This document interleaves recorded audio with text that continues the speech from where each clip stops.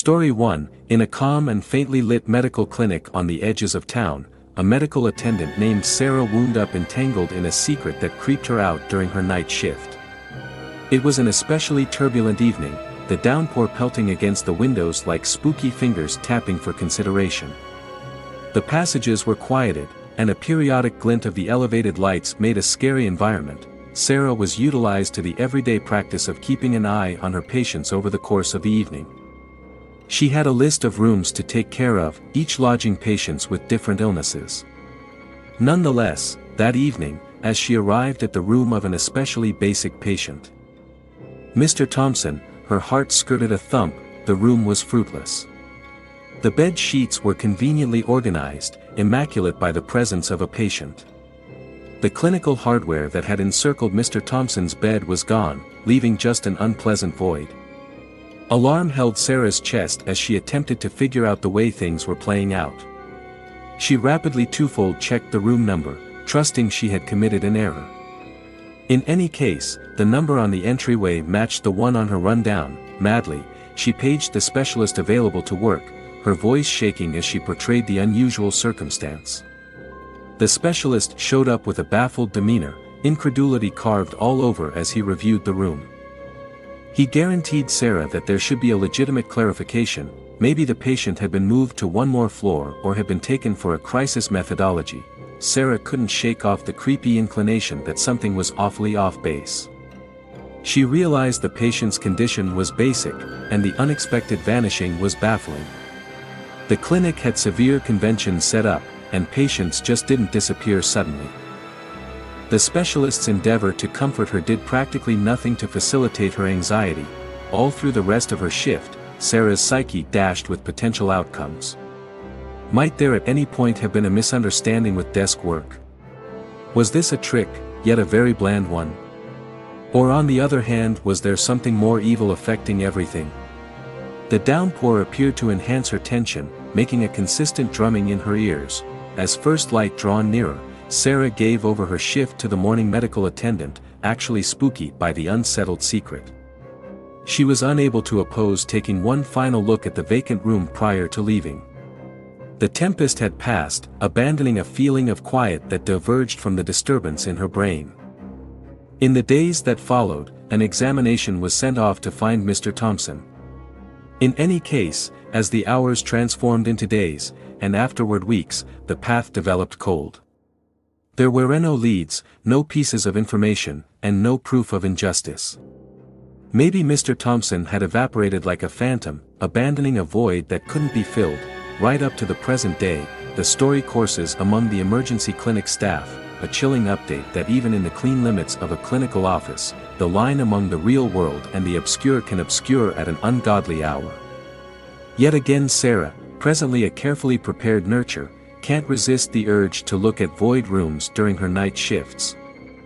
Half hoping to find them loaded up with puzzling vacancy, an unpleasant sign of the night she experienced a secret that challenged all judicious clarification. Story 2, in the profundities of a modern locale, where the evening time obscurity appeared to swallow everything in its way, I ended up as a solitary safety officer relegated to watch an enormous, deserted stockroom. My night shifts in this forsaken place had never been simple, yet what I encountered one pivotal night would everlastingly carve a feeling of fear into my memory. As I ventured through the squeaking entry, a chill ran down my spine. The spot felt buzzing with the reverberations of its past, as though the hardware and apparatuses were lethargic, trusting that somebody will inhale life back into them. My electric lamp's bar sliced through the thick haziness, uncovering the immense breadth of the distribution center floor. The far-off sparkle of the city's lights just accentuated the seclusion I felt. My routine had become natural. Really take a look at the edges, guarantee all passageways were secure, and make normal rounds over the course of the evening. However, that evening, as I strolled along the apparently vast lines of racks, the air developed weighty, and an agitating inclination washed over me. Maybe I were being watched, examined by concealed eyes prowling in the shadows. As I turned a corner, I froze. Faint murmurs stimulated my ears, conveying words I couldn't exactly make out. My heart dashed, and I swung my spotlight toward the sound, just for the murmurs to unexpectedly stop. The quiet that followed was stunning, broken exclusively by my own weighty relaxing. I persuaded myself it was my creative mind playing stunts, that the squeaks and moans of the old structure were basically appearing as creepy murmurs. However, every step I took appeared to welcome the murmurs to return, becoming stronger as I wandered further into the stockroom's tangled entries. The disrupting vibe of being watched strengthened. Now and again, I could nearly feel eyes consuming into my back, making me twirl around, just to track down only obscurity. My spotlight, a weak hindrance against the infringing darkness, started to glint inconsistently, creating creepy shaded areas that moved along the walls. The lines of racks appeared to extend on perpetually, and with each step, the murmurs developed more particular, like they were combining on me from all bearings. Alarm set in, and I enlivened my speed, frantic to arrive at the well-being of the stockroom entrance. Yet, the murmurs endured, winding around a conflicting tune that appeared to deride my endeavors to escape. Unexpectedly, a low, throaty sound resonated through the air, freezing me in my tracks. It was a sound that resounded profound inside my bones, leaving me deadened with dread. The murmurs, presently a ceaseless flood of unimaginable voices, appeared to combine into a particular, tormenting serenade. I ran through the lines. My electric lamp pillar wild and flighty, enlightening looks at rusted hardware and failed to remember relics of industry. The exit was inside sight, a far-off guide of well-being. As I burst through the entryways, the chilly night air washed over me, a welcome respite from the stifling climate inside. With my heart beating, I glanced back at the distribution center, half hoping to see shadowy figures arising out of its profundities. Yet, the structure stayed still, a quiet sentinel in the evening. The murmurs had stopped, abandoning a spooky void that gripped to my viewpoints. From that evening on, the stockroom held a vile charm, where reality and the incomprehensible appeared to impact. The memory of those murmurs, of the vibe of being watched by concealed eyes, stayed with me, a chilling update that in the profundities of the evening, even the most standard spots can change into something else entirely, something that challenges clarification and sends a shudder down the boldest spine. Story 3 inches the core of my old neighborhood. I required on a night shift security work at an old place of business that had been better. I'd heard the bits of gossip about odd events into the evening, yet I never really trusted them, until that one chilling night when I experienced something that resisted all explanation and rationale. As the sun plunged beneath the skyline, I ventured into the structure, the blurring light projecting long, unfavorable shadows across the floors. My spotlight's pillar punctured the dimness, directing my way as I started my normal watches. The structure was frightfully tranquil, every stride reverberating through the vacant lobbies. I had recently adjusted a corner when I saw it, a figure, remaining toward the finish of the hallway. My heart skirted a thump, and I stressed my eyes to make out the subtleties. It was tall, approaching, and covered in haziness, as though the very shadows had taken structure. My most memorable idea was that it was an intruder, maybe a vagrant looking for shelter. "Hello?" I called out, my voice reverberating off the walls. The figure stayed still, a dismal outline against the faint light. My disquiet developed, and I moved forward, my spotlight prepared on the figure. "I'm the safety officer here. You want to leave?" Briefly, there was only quietness. And afterward, with a disrupting ease, the figure appeared to liquefy into the haziness. My heart dashed as I gazed where it had stood only seconds prior. My psyche hustled through potential outcomes. Was it a stunt of the light? My creative mind pulling pranks on me? I proceeded with my rounds, my nerves tense.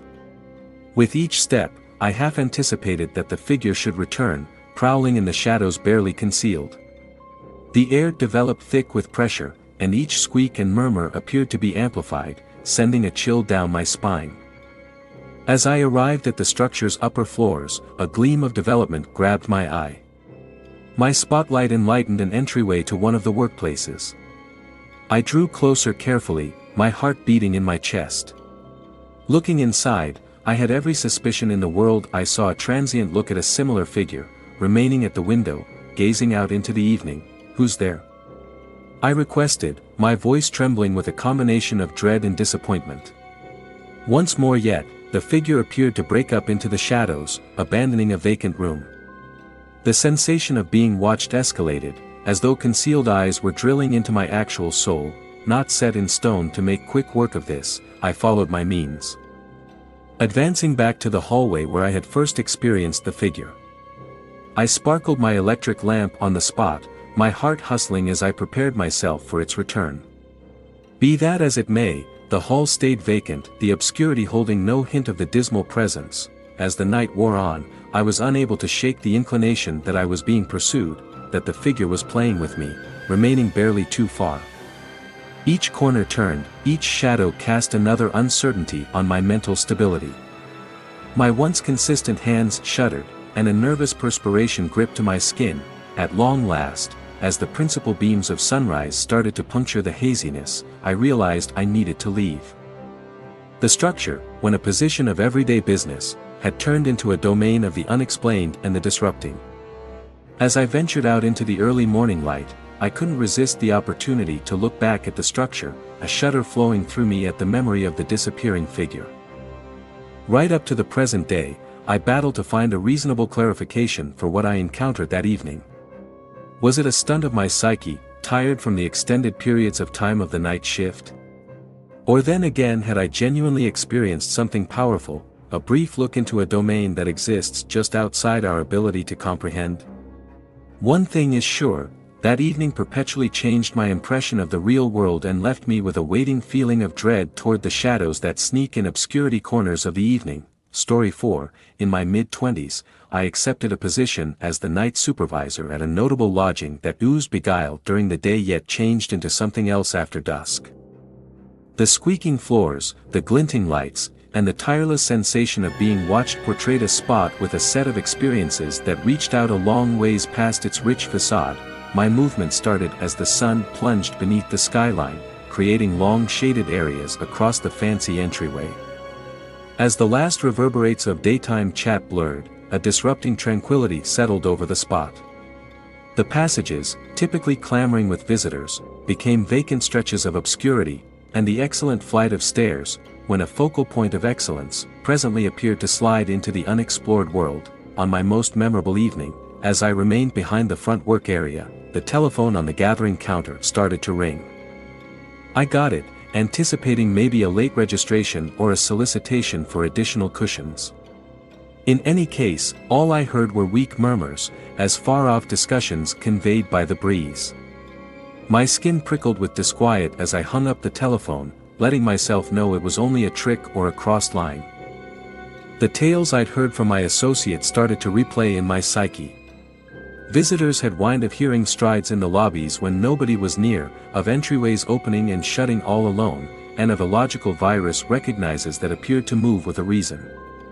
I excused these stories as distortions, until the night I encountered them myself. During one of my rounds, I entered a corridor that appeared mysteriously colder than the others. My breath lingered palpably, a noticeable indication of the temperature decrease. As I moved toward a specific room, a feeling of fear settled over me, making my heart race. The entryway was partially open, despite the fact that I particularly shut it before. Gathering my fortitude, I pushed the entryway open more extensive, just to be welcomed by a frosty breeze that appeared to move from no place. The hairs on the rear of my neck remained on end, and a chill ran down my spine as I checked the room, thinking that it is vacant. Yet, the inclination that a person or thing was watching me won't ever leave. Another creepy occurrence included the lifts.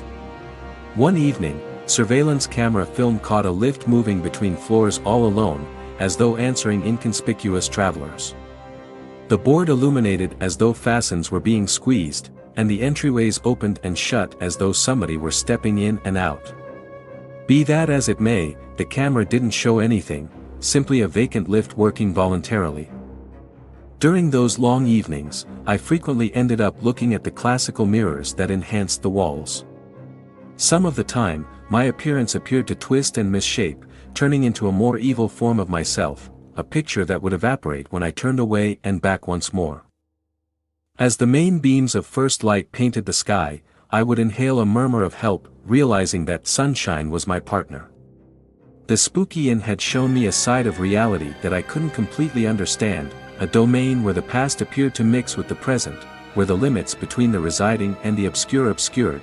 Years have taken a break as the night director at the spooky inn, yet the recollections stay striking.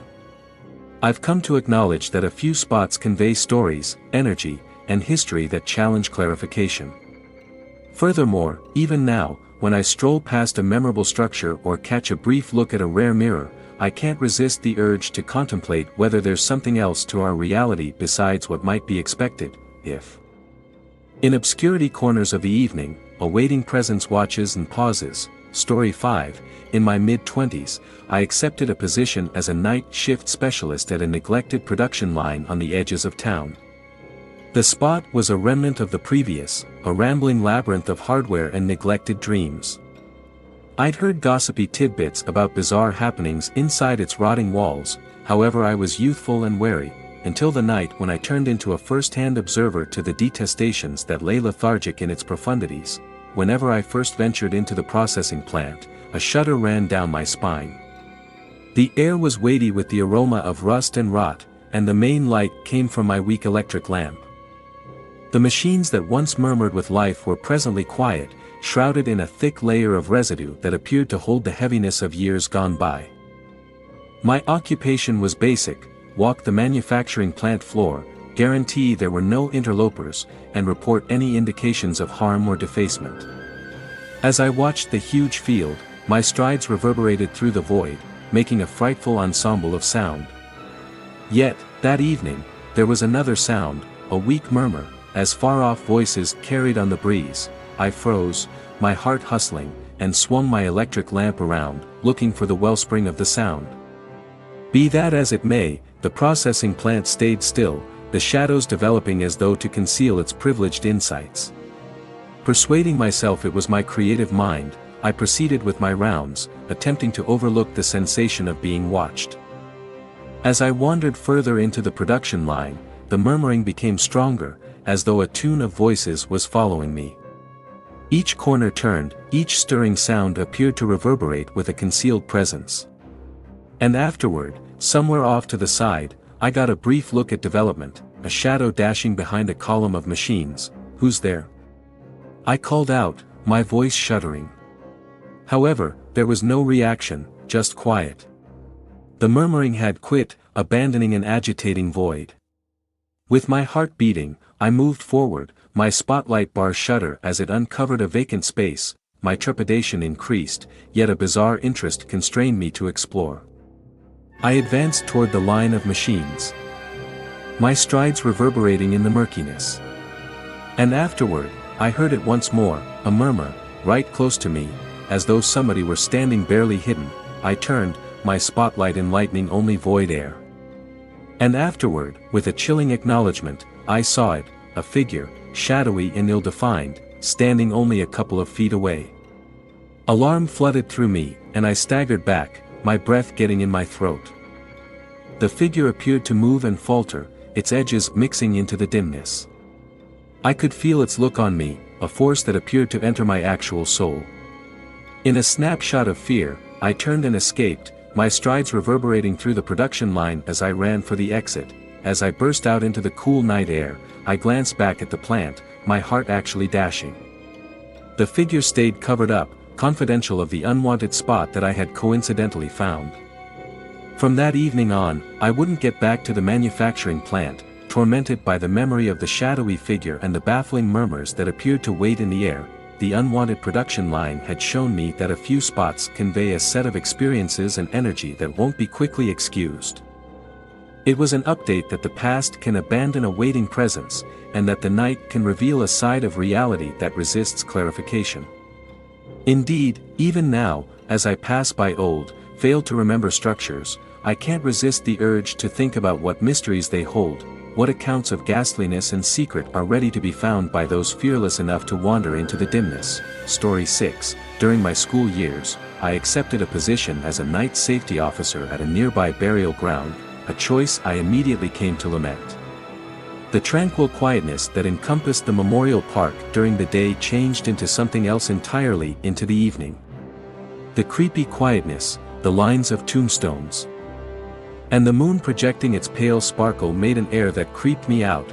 My movement started as the sun plunged beneath the skyline, and I ventured into the burial ground furnished with an electric lamp and a feeling of disquiet. The transcending trees that lined the border appeared to create stretched shaded areas, their branches influencing delicately in the breeze. As I got out and about, the smash of leaves underneath reverberated through the quietness, and a feeling of detachment got comfortable. During one especially crisp evening, as I strolled along a column of headstones, I heard a weak stirring sound. I stopped, my heart hustling, and sparkled my spotlight toward the commotion. However, the dim light uncovered anything, simply the tombstone standing quietly, immaculate by the aggravation. As I proceeded with my watch, that feeling of being watched strengthened. Maybe concealed eyes followed everything I might do, waiting in the dimness just past the scope of my electric lamp.